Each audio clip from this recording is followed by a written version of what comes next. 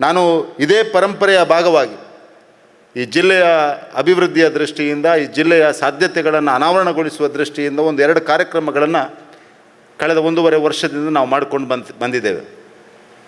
ಒಂದು ಬೊಲ್ಪು, ಮತ್ತೊಂದು ಬ್ಯಾಕ್ ಟು ಊರು. ನಾನು ಬ್ಯಾಕ್ ಟು ಊರನ್ನು ಇಲ್ಲಿ ಯಾಕೆ ಉಲ್ಲೇಖ ಮಾಡ್ತಾ ಇದ್ದೇನೆ ಅಂದರೆ, ಈ ವೇದಿಕೆಯ ಮುಂದಿನ ಕುರ್ಚಿಯಲ್ಲಿ, 2ನೇ ಕುರ್ಚಿಯಲ್ಲಿ ತುಂಬ ಜನ ಈ ಬ್ಯಾಕ್ ಟು ಊರಿನ ಕಾರ್ಯಕ್ರಮಕ್ಕೆ ಇನ್ನಷ್ಟು ಶಕ್ತಿ ಕೊಡಬಲ್ಲವರು ಇದ್ದಾರೆ.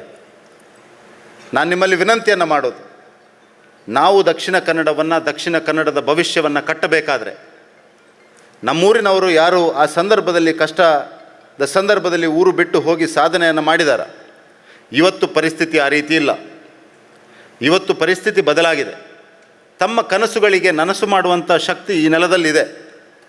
ಹಾಗಾಗಿ ನಿಮ್ಮಲ್ಲಿ ವಿನಂತಿಯನ್ನು ಮಾಡೋದು, you need to come back to ಊರು, you need to think about this ಊರು, you need to invest in this ಊರು, you need to invest in the people of this ಊರು, and you also need to give back to this ಊರು ಅನ್ನುವಂಥ ಒಂದು ವಿನಂತಿಯನ್ನು ನಾನು ಈ ಸಂದರ್ಭದಲ್ಲಿ ಮಾಡ್ತಾ ಇದ್ದೇನೆ. ಇದೊಂದು ಕಾರ್ಯಕ್ರಮ ಅಲ್ಲ, ಇದೊಂದು ಘೋಷಣೆ ಅಲ್ಲ, ಇದೊಂದು ನಮ್ಮ ಕಲ್ಚರ್ ಆಗಬೇಕು.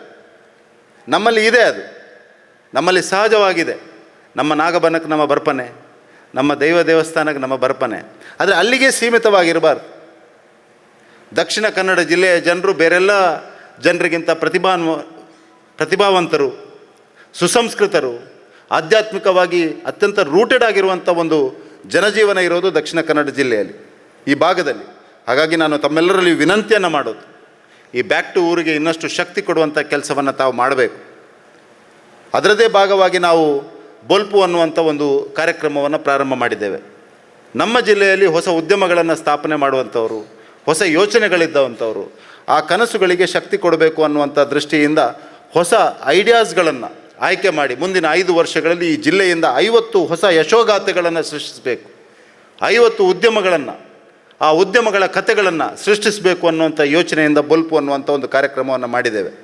ಈ ಬಾರಿ 10 ಅಂಥ ಐಡಿಯಾಗಳನ್ನು ನಾವು ಆಯ್ಕೆ ಮಾಡಿದ್ದೇವೆ. ಮುಂದಿನ ವರ್ಷ ಮತ್ತೆ 10 ಐಡಿಯಾಗಳನ್ನು ಆಯ್ಕೆ ಮಾಡಲಿಕ್ಕಿದ್ದೇವೆ. ಹಾಗಾಗಿ ತಮ್ಮೆಲ್ಲರ ಸಹಕಾರದ ಜೊತೆಗೆ ಈ 2 ಕಾರ್ಯಕ್ರಮಗಳನ್ನು ಯಶಸ್ವಿಗೊಳಿಸಬೇಕು ಮತ್ತು ನಮ್ಮ ಭಾಗದ ಅಭಿವೃದ್ಧಿಯನ್ನು ನಾವೇ ಮುಂದೆ ನಿಂತು ಮಾಡಬೇಕು ಅನ್ನುವಂಥ ವಿನಂತಿಯನ್ನು ಕೂಡ ನಾನು ಈ ಸಂದರ್ಭದಲ್ಲಿ ಮಾಡ್ತಾ ಇದ್ದೇನೆ. ತುಂಬ ಸಂದರ್ಭದಲ್ಲಿ ನಾವು ಸರ್ಕಾರದ ಕಡೆಗೆ ನೋಡ್ತೇವೆ, ಸರ್ಕಾರ ಇನ್ಫ್ರಾಸ್ಟ್ರಕ್ಚರನ್ನು ಕ್ರಿಯೇಟ್ ಮಾಡಬೇಕು, ಸರ್ಕಾರ ವ್ಯವಸ್ಥೆಗಳನ್ನು ಸೃಷ್ಟಿಸಬೇಕು, ಸರ್ಕಾರ ಸರ್ವಿಸಸ್ಗಳನ್ನು ಕೊಡಬೇಕು ಅನ್ನುವಂಥದ್ದು. ಆದರೆ ನಾನು ತಮ್ಮೆಲ್ಲರಲ್ಲಿ ಅತ್ಯಂತ ಮುಕ್ತವಾಗಿ ಈ ಸಂದರ್ಭದಲ್ಲಿ ಹೇಳಲಿಕ್ಕೆ ಬಯಸ್ತಾ ಇದ್ದೇನೆ, ಭಾರತ ಅಭಿವೃದ್ಧಿ ಹೊಂದುತ್ತಾ ಇರುವಂಥ ದೇಶ. It is not yet a developed nation. ಹಾಗಾಗಿ ಪ್ರಯಾರಿಟೀಸ್ ಖಂಡಿತವಾಗಿಯೂ here infrastructure will follow development.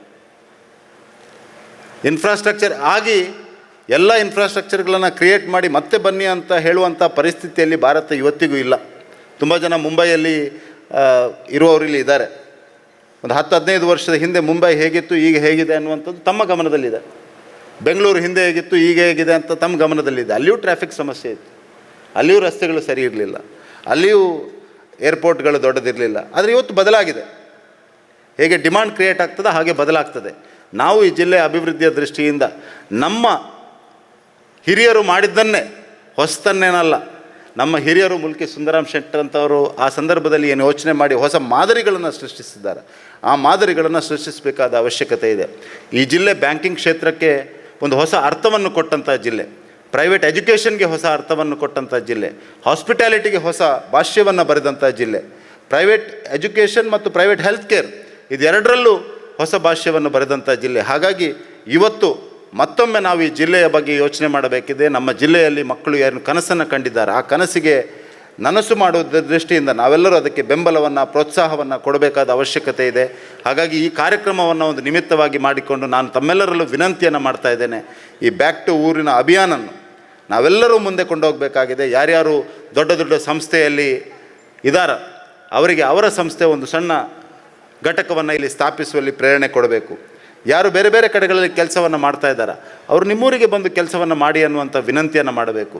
ಯಾರು ಇಲ್ಲಿ ಹೊಸ ಯೋಚನೆ ಕಲ್ಪನೆಯನ್ನು ಇಟ್ಕೊಂಡು ನಮ್ಮ ಹುಡುಗಿಯರಿದ್ದಾರೆ ಅವರಿಗೆ ಆ್ಯಂಕರ್ ಮಾಡುವಂಥ ಕೆಲಸ, ಅವರಿಗೆ ಮೆಂಟರ್ಶಿಪ್ ಮಾಡುವಂಥ ಕೆಲಸ, ಅವರಿಗೆ ಬೆಂಬಲ ಕೊಡುವಂಥ ಕೆಲಸವನ್ನು ಮಾಡಬೇಕು.